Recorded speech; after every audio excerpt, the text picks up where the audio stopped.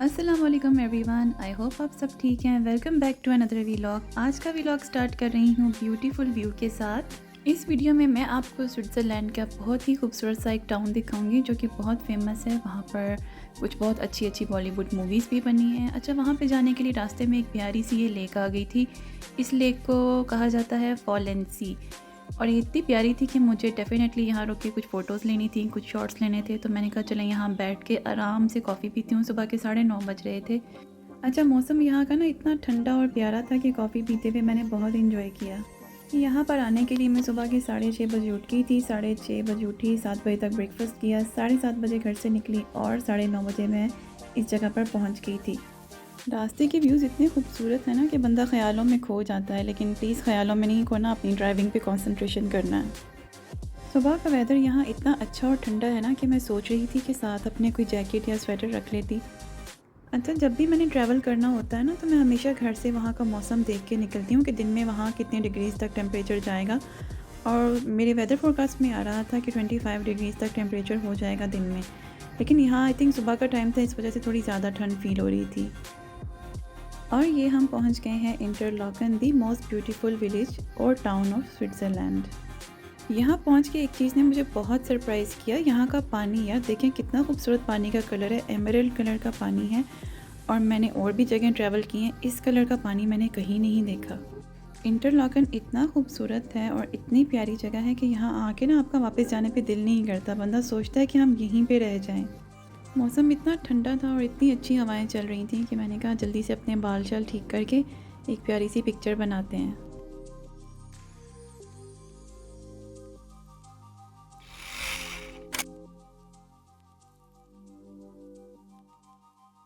इस जगह पे हवा इतनी तेज़ हो गई थी ना कि बाल कहाँ जा रहे हैं और दुपट्टा कहाँ जा रहा है। खैर, मैं अपने अगले व्यू पॉइंट पे जाने के लिए बहुत एक्साइटेड हो रही थी, क्योंकि वो व्यू पॉइंट पे ना एग्जैक्ट उस लोकेशन पे एक बहुत ही फेमस बॉलीवुड की फ़िल्म की शूटिंग हुई थी। और उस फिल्म का नाम है दिल वाले दुल्हनिया ले जाएंगे। हाँ जी, आपने ठीक सुना। अब मैं आपको एग्जैक्टली वो जगह दिखाऊंगी जहाँ पे दिल वाले दुल्हनिया ले जाएंगे कुछ बहुत फेमस सीन्स की शूटिंग हुई थी। इस एरिया में सारे होटल्स आ जाते हैं टूरिस्ट के लिए, जो लोग यहाँ पे विज़िट करने आते हैं और वो रहना चाहते हैं। तो यहाँ एक के बाद एक होटल्स हैं, आप जो मर्ज़ी बुक कराएं, जिस मर्ज़ी में रहें। और कैफ़ेटेरियाज़ भी हैं, शॉपिंग एरिया भी है यहाँ पे। इन होटल्स में रहने का एक फ़ायदा है, वो ये कि एक साइड से तो आपको माउंटेंस का व्यू आता है, देखें कितना खूबसूरत सामने का, कितना पीसफुल व्यू है। और दूसरी साइड से आपको जो पानी मैंने दिखाया था एमरल्ड कलर का, उसका व्यू आता है।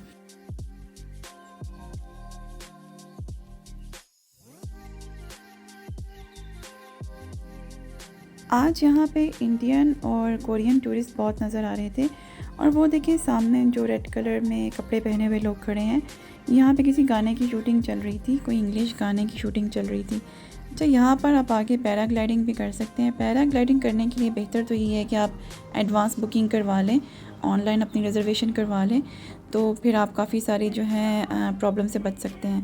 क्योंकि अगर आप डायरेक्ट यहाँ आके करवाएंगे तो समटाइम इतनी रश होती है कि आपको कई घंटों बाद का टाइम मिलता है, तो बेहतर है कि आप एडवांस बुकिंग करवा के आएँ। यहाँ पर किसी इंग्लिश सॉन्ग की शूटिंग चल रही है। इतने ब्यूटीफुल व्यू के साथ इस सॉन्ग की रिकॉर्डिंग हो रही है और इतना अच्छा लग रहा था ना, सुबह सुबह इतना प्यारा ये गाना था।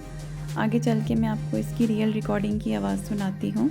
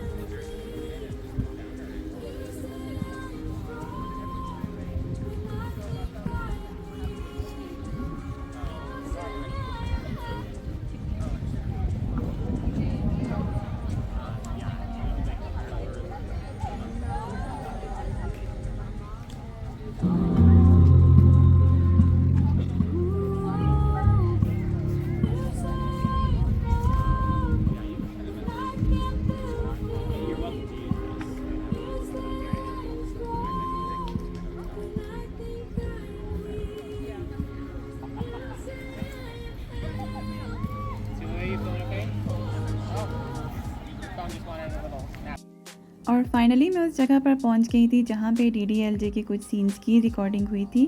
और वो जगह है ये छोटा सा फाउंटेन 1995 में यहाँ पर जब डीडीएलजे बन रही थी तो उसके कुछ सीन्स की यहाँ रिकॉर्डिंग की गई थी।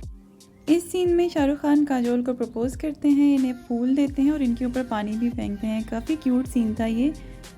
इस बार मैं घर से सोच के आई थी, रिसर्च करके आई थी कि एग्जैक्टली डीडीएलजे के सीन्स किन जगहों पर शूट हुए हैं।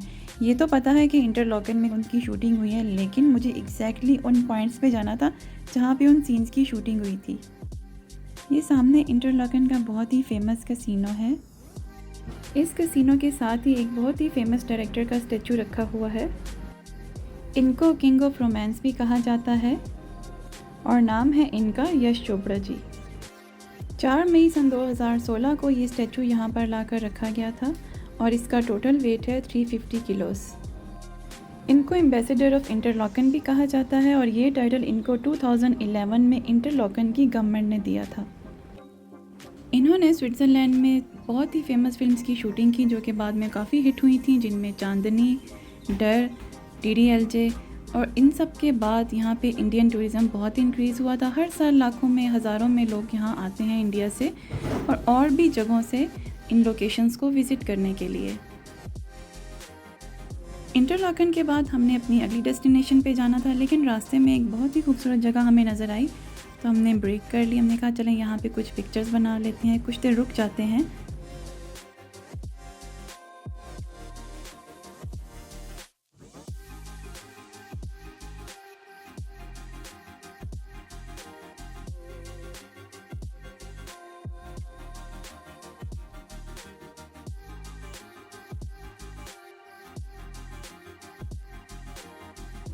यहाँ पर एक बहुत ही अच्छी सी स्वीट सी फैमिली खड़ी हुई थी और इन्होंने मुझसे कहा कि क्या मैं इनकी पिक्चर्स बना सकती हूँ, तो मैंने कहा व्हाई नॉट, और फिर जल्दी से इनकी कुछ फ़ोटोज़ क्लिक की।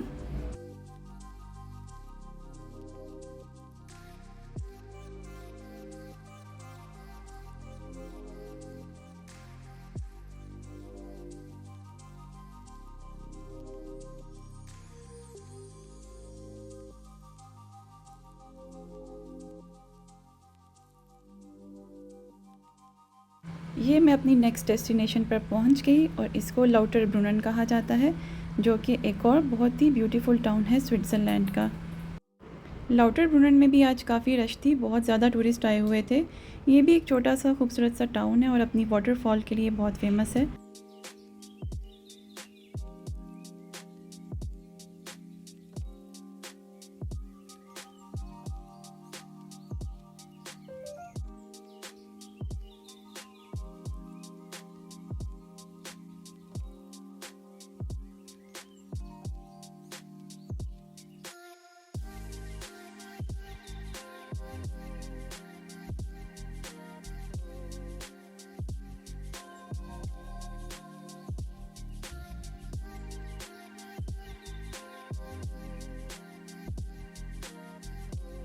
ये वाटरफॉल के बिल्कुल नीचे का एरिया है और यहाँ पर रुक के लोग अपनी पिक्चर्स बनाते हैं। मैंने भी जल्दी जल्दी अपनी कुछ फ़ोटोज़ बनाई और यही रास्ता आपको ऊपर टॉप तक लेके जाता है, फॉल्स तक। लेकिन ये आसान नहीं है, आपको तकरीबन 15 मिनट्स लग जाते हैं ऊपर टॉप तक पहुँचने के लिए।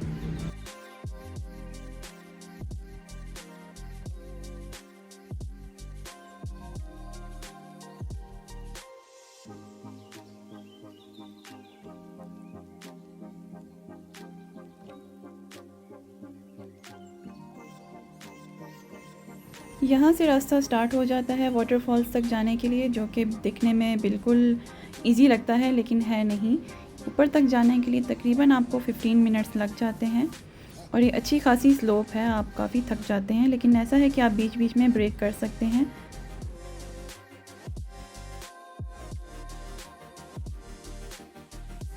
और रास्ते में लाउटरब्रुनन का व्यू बहुत अच्छा लगता है। लाइफ में फ़र्स्ट टाइम मैं किसी माउंटेन को क्लाइंब करके जा रही थी और मैं इतनी एक्साइटेड थी, साथ साथ नर्वस भी हो रही थी क्योंकि मुझे हाइट से थोड़ा डर लगता है।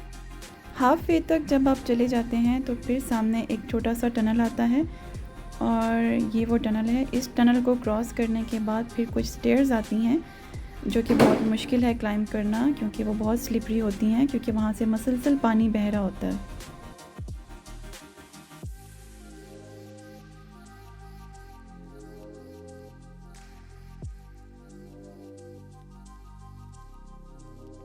और फाइनली पूरा माउंटेन क्रॉस करके मैं अपने स्पॉट तक पहुंच गई थी, जो कि बिल्कुल इजी नहीं था ये रास्ता। और इतने यहाँ पे टूरिस्ट थे, इतने ज़्यादा कि मतलब आपको काफ़ी वेट करना पड़ता है इस जगह पर पहुंच के अकेले में पिक्चर्स लेने के लिए।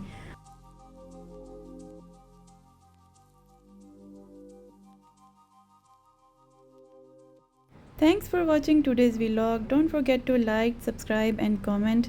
See you in my next vlog. Take care.